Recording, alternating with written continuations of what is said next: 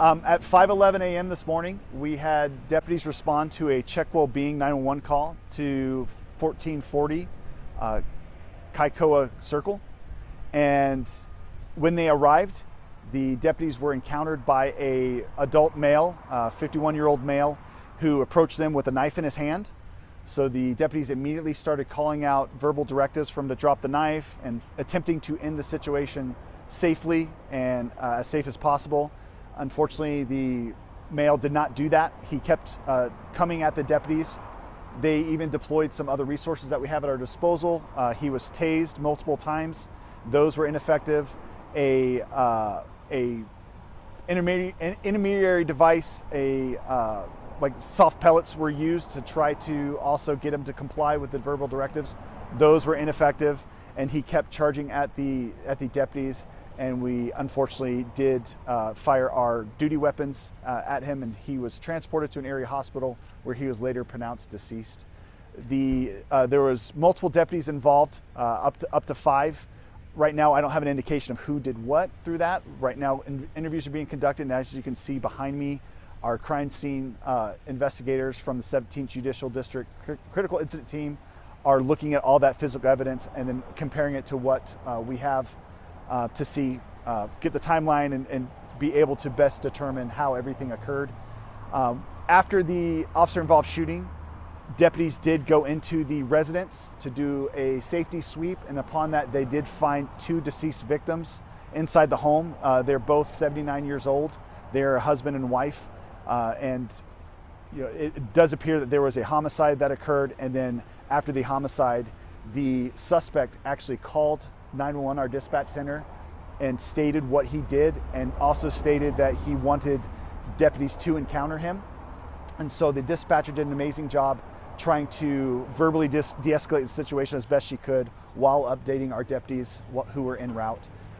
And we also had some of the family members of the couple that resided at the house who also called our dispatch center at the same time saying, hey, please get deputies to this address, something's happening. So there's some sort of family dynamic. The suspect has been identified as the son-in-law of our 2 victims. So there was some sort of family dynamic or dispute going on, and the suspect sent out a series of messages or phone calls to extended family members early this morning that created some alarm, and that's when deputies and our 911 dispatch center were notified, and we responded to the residents. At this point, I don't have much else. Interviews are ongoing with our DA's office partners, our judicial district partners, and we have our critical incident team partners who are here that are now going to be processing not only the house inside and outside, but as well as the entire crime scene that encompasses most of Kokai Circle of where the officer involved encounters and shooting occurred. Yes. Do we have any idea yet about how the 2 victims were killed? And is it pretty clear to you that you believe the suspect killed them? So the second question, yes, we do believe all indications lead to that the suspect is in fact our perpetrator of the homicides. At this point, we don't have a clear indication of how that occurred, and we're hoping to, once the coroner's office conducts their investigation, to have those answers. And one other follow-up question, any clarity on the car in the garage, the truck situation? So that truck belonged to the suspect. So he showed up to the house and for reasons only known to him at this point, crashed into the garage door before entering the home. Can you say whether or not the homicide victims were shot? I can't, so I'm not sure if they were, if the knife that was found on the suspect when he was shot was also what was used. There's indication that there were possibly some other weapons that were left inside the home that he may have left in there, so we're just not sure what was utilized at this point. There's a shotgun, or what looks like a shotgun in the breezeway up there leaning against the wall. Yeah, so, and I don't, the way just process-wise it works is, the investigation of the victims and their bodies is for the death investigator with the coroner's office, and then we do the scene, and then we collaborate together, and we just don't have those answers from them yet. But yeah, so there's multiple ways that the homicides may have occurred, and I just don't want to say definitively when we don't know yet. But to be clear, there are other weapons that were found in the home. Yes. Including firearms? Yes, so there's firearms that we believe that the suspect also brought to the location. Do you know if the couple that lived in that home, were they the original homeowners or were they renting? I believe they were the homeowners. I don't know how long they've been residing at the home, but all indications are they are just the normal homeowners that are known to live there. Can you also elaborate on, we spoke earlier about this, this is a street-long investigation because the scene did stretch beyond just the front yard? Correct, yeah, so pretty much from this intersection, this T intersection of Kokai and Lofton Court, the entire span, because we have physical evidence that's been marked along pretty much from where you can see right by these patrol vehicles all the way up to the breezeway and the garage of the house. And that just paints the picture of when deputies first encountered the suspect, as he's charging at them, they were backing up to give him space and give him opportunity to hopefully end the situation peacefully and drop his knife. And even the deploying of the devices like the tasers and things like that, the deputies kept moving back as he was charging at them to hopefully have those tools be effective. And unfortunately, just in this case, for whatever reason, they weren't. Along those same lines, knowing that in this situation as it unfolded, knowing that he wanted to encounter deputies like that, does that make it more difficult for the deputies that are responding, or does it change the way you have to respond to them? It definitely heightens the awareness. Just personally being in similar situations where,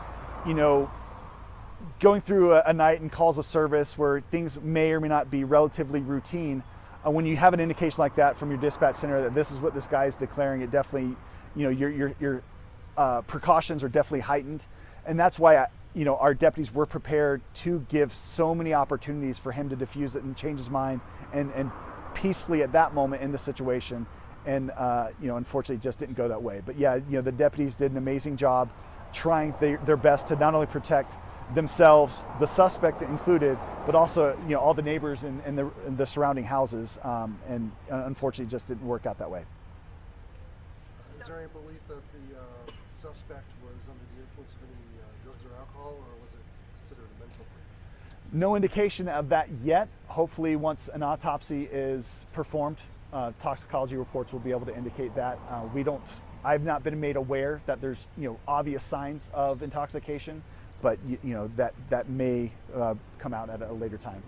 And so of the number of calls to dispatch this morning, suspect was one of them, maybe the first one, but not the only. Correct. Family Yeah. also was calling. Correct. Yeah. So these basically happen simultaneously, where as family members are calling in concerned, he also called in and basically gave his brief description of what he did, and then also description of what he wanted the deputies to do when we got here. And you may not know this level of specificity, but describe his son-in-law, current, ex, undetermined? Current, from all indications from initial conversations with family members, that he is a current son-in-law, and again, we just haven't had full information from family and friends of what may have led to this. Were any of those calls here in the neighborhood, people that may have reported it happened? I don't believe so. I haven't been told otherwise, but officially we received calls from the suspect, then also from family members who are not here at the location. I guess what's gonna happen next while you guys are on scene? I know you gave us the information of like the suspect and the man and woman that were involved. What else is left to do out here? Will be continuing to investigate this area? Yeah, so here's where a lot of the intense work comes in. I mean, obviously you have the intensity of the initial call for service and everything that happened from the initial incident, but now is where our personnel are going to be extremely diligent to document the entire scene and to collect and process evidence and put the pieces together so that the families of all involved, because unfortunately we have our homicide victims and our suspect, but we have their family members who are incidental victims in all this too, and they deserve justice and they deserve answers as well. And we only have one chance to do this right, and we can't recreate the scene if we mess up. So the entire team here is going to do their best job, and they're going to take their time doing that. And that includes getting search warrants and making sure that everything just legally and is completely done properly, so that this case can be fully investigated and then a conclusion can be made and presented not only to the district attorney's office and to the families as well. So it's going to be a long timeline. So probably multiple days. We'll have various parts of this scene, marked off. Do you have a correct address of the prison? 1440 Kaikoa Circle. Has the spouse of the suspect been reached, and is she in good, or he or she in good? Yes, everyone else in the family is safe. There's nobody else was physically injured or harmed from this. Obviously, the emotional and psychological harming has been done. But yeah, we've reached out to direct family members. Our investigators done a great job contacting them and tracking them down, and they've been made aware. And either those that are local are cooperating and doing in-person interviews with our investigators, and then those that might be a little bit out of state or out of the area, they've been providing information over the phone or virtually.